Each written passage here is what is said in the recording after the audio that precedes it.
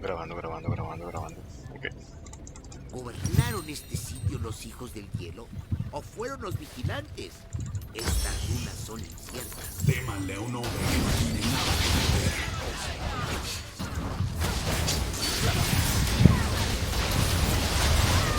Hi, this is Charles Hoskinson, broadcasting live from warm, sunny Colorado. Always warm, always sunny, sometimes Colorado. So today is May 24th, 2021. In just a few days, we're going to have our Cardano 360 episode. That's going to be, I believe, on Thursday, so that should be the 27th. Got that right? And a lot of stuff to discuss. And so the purpose of this video is to talk about the next 90 days and just give you guys a general idea of how things are rolling out and what's happening. We are in the Alonzo era. It's happening. Things are coming. And we've color-coded the whole thing. So in a few days, on Thursday, we're going to talk about all the different colors of the Alonzo rainbow and how we're going to roll out Alonzo and the steps that are required to do so. Now, Alonzo is a collaborative effort. Smart contracts are a big engine, and you have to do stuff with them. You have to run applications with them. So there's a community part, and then there's a global part. We write some of the foundational stuff, and then a network of partners work on that with us. And then the community writes applications. Anticipation for the Alonzo work going public was the Plutus Pioneers program. There are about 1,500 people in the program. We'll give you guys a comprehensive update about it in a few days. But the long and short is that a lot of them participated. They went to the developer Discord, and they're in their, they just closed out their 7th week, I believe, of the program, and they're entering their 8th week of the program. It's a 10-week program. And the point of the program was to create a baseline so that when Alonzo comes, basically we have a cohort of people to go and play around with it and run code. Kind of like what we seeded with the incentivized test net for the development of stateful operators. Now that that program is coming to an end, the first step, and I think we call this Alonzo Blue, is we're going to roll a chunk of those Plutus pioneers, the high performers, alongside 8 different development companies into an alpha test net. And the point of this is just to make sure that all the integrations are right and to run actual Plutus code on the system. And it's basically an acid test and a dry run to get a greater understanding if everything you think is true. And we'll burn that in for a little while with that first cohort. And those are the ones who get abused the most. They earned it. They signed up for 10 weeks of hard programming.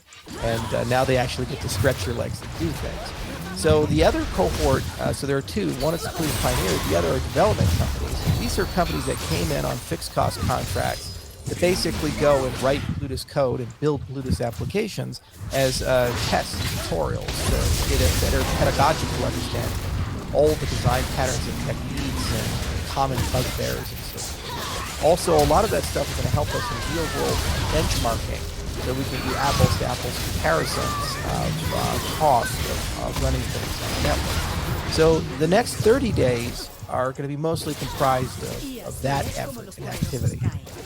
Then, as stability is evident and the network is really looking solid and fun, we'll go ahead and upgrade the public testnet through a hardcore combinator to basically run all the Alonzo stuff.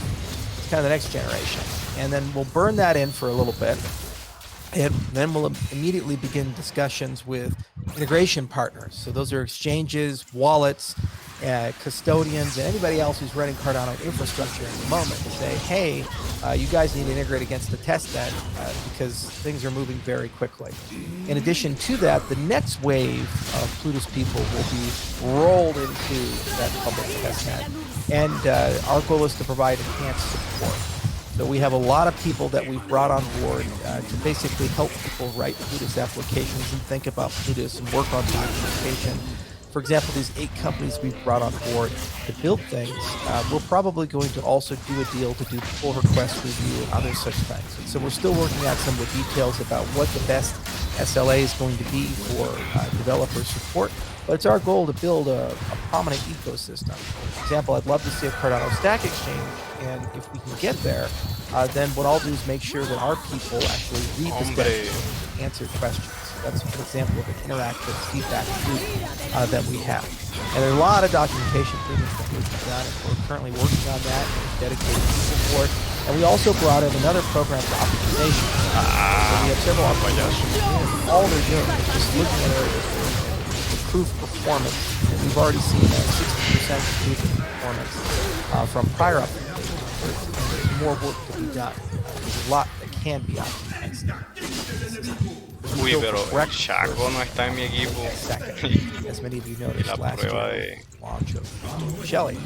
el Penta. So that's really that 60-day range.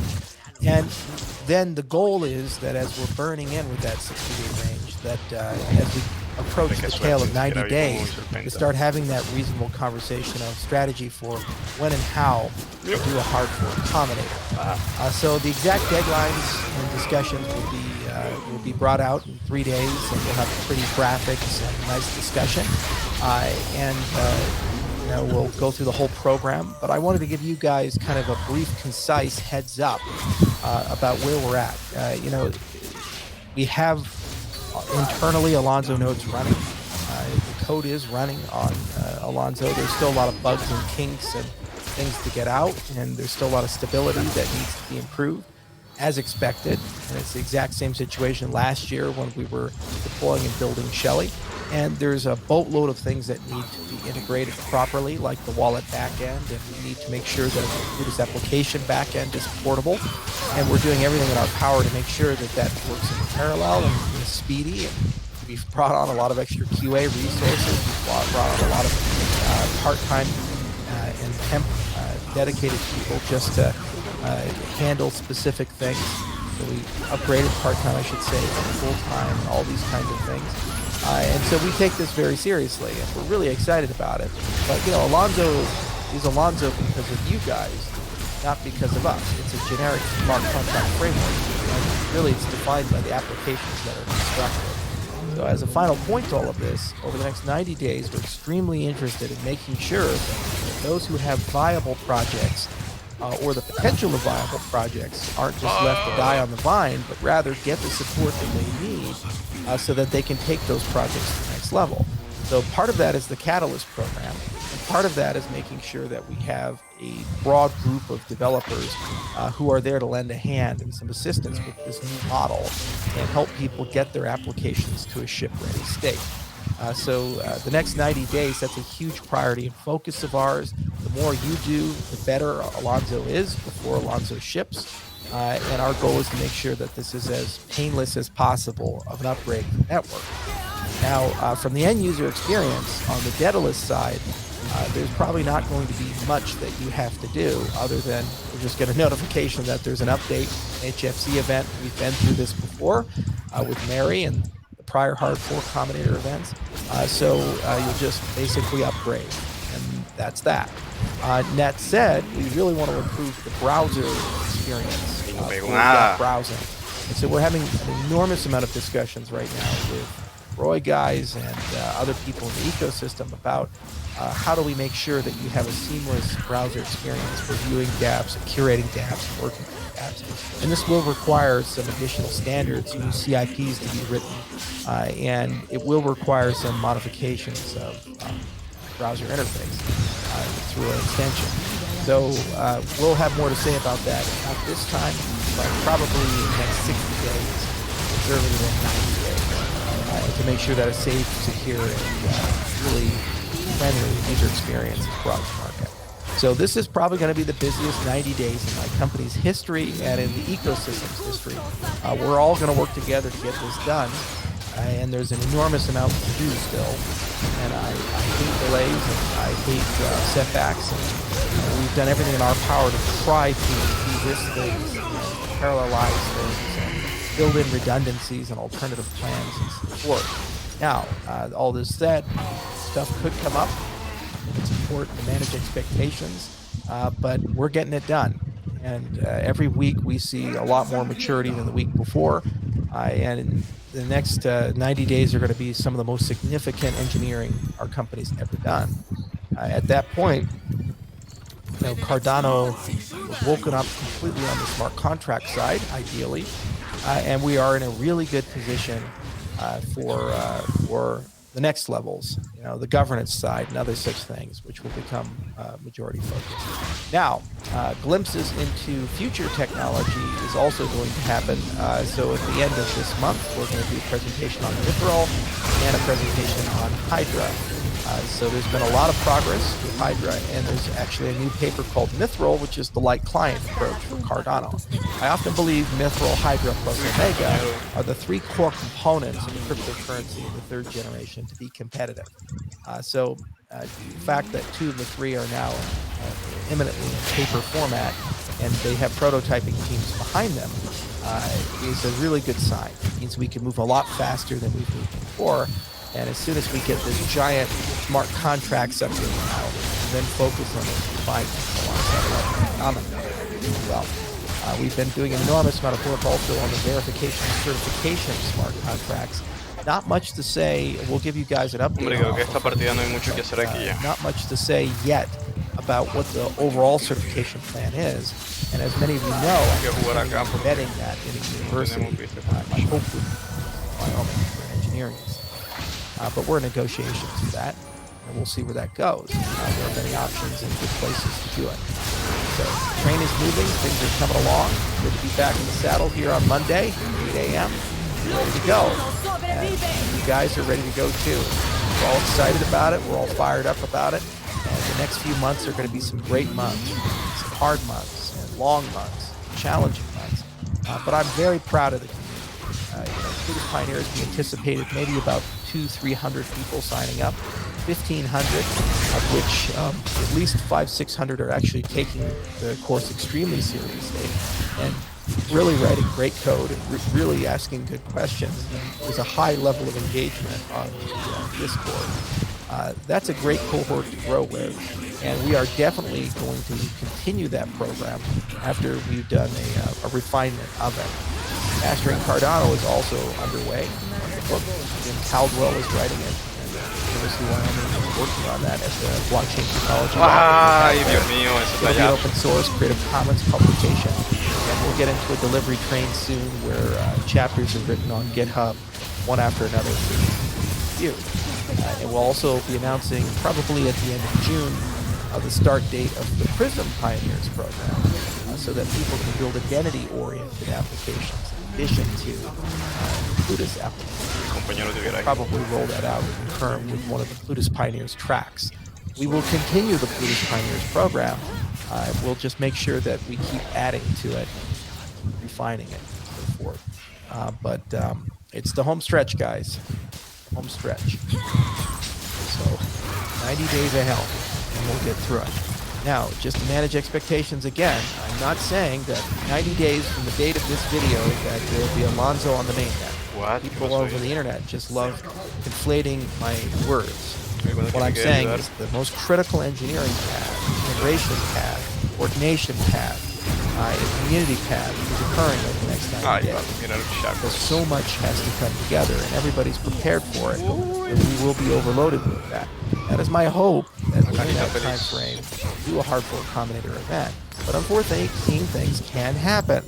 And I'm telling you guys that I'm just saying that this is the time when all the pieces come together and thousands of people start using those pieces and trying to break those pieces and so forth. Now that said, we pride ourselves with great testing, great code, techniques like property-based testing, check. So we're not doing this blind. There's actually an enormous amount of thought and care that the engineers have put into trying to pull these pieces together properly, making sure that they work well, securely, and performantly.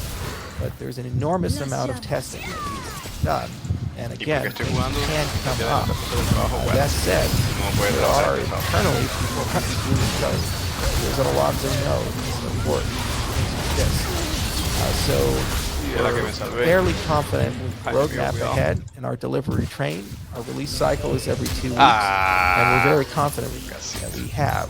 And we think that when we start rolling people into the network, that we're going to be pleasantly surprised with the results. We are fully anticipating there's going to be some rough edges, which is why we brought in a parallel QA team to assist so that the delivery team doesn't have to slow down by content. another area of the system. Okay, so every month you'll get a big update starting with this month. I'll kind of talk you through what the rainbows, the colors of the Alonzo rainbow are, and how we're going to roll these things out. As I said, the very first stage is blue, and that's where we're going to bring in an alpha cohort, and they're going to beat the hell out of the system, and there's going to be a rapid feedback for that first 2 to 4 weeks, because that's where the system is most unstable, and that's where the system has the most quality issues. And then as we get all of those kinks and bugs and integration problems out, then we roll a public cohort in. And then that public cohort, because by its size, is going to replicate what the alpha cohort did. And the goal here is to keep following that thread until we get to a point where the product is very solid. Then we'll initiate the hardware. That said, when the alpha and beta nodes are running and they're in the hands of developers, that means that they actually can now start testing and running in a real environment their Alonzo application.